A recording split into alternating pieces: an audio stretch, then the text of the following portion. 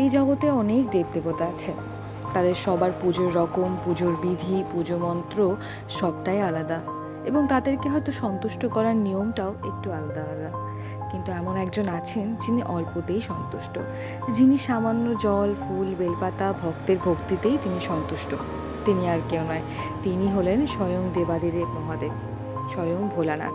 হ্যাঁ, হয়তো ভক্তের সামান্য ভক্তি, ভক্তের সামান্য করুণ সুরে ডাকাতেই তিনি ভুলে যান বলেই তাকে হয়তো ভোলানাথ বলা হয়।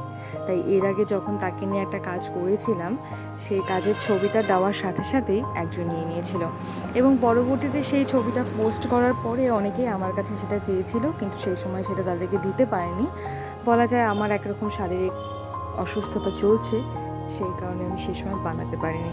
তবে সেই শারীরিক অসুস্থতার মাঝেও আমি টুকটুক করে চেষ্টা করছি ভোলানাথকে আবার নতুন করে তৈরি করার। আসলে তৈরি করার আমি কিছুই না, তবে শুধু একটা সাজ দিয়ে, আমার নিজের হাতের একটু কাজ দিয়ে, নিজের হাতের একটু কাজের ছোঁয়া দিয়ে ভোলানাথকে একটু সাজিয়ে তোলার। তো সেই কাজটাই করছি এবং সেটাই তোমাদের সাথে শেয়ার করছি। আশা করি তোমাদের ভালো লাগবে। এবার চেষ্টা করেছি একটু নতুন কালার কম্বিনেশনে করার, তোমাদের সাথে শেয়ার করছি।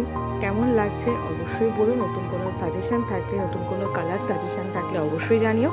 আর যারা যারা এটা নিতে চাও অবশ্যই কমেন্ট করো। ধন্যবাদ। হর হর মহাদেব।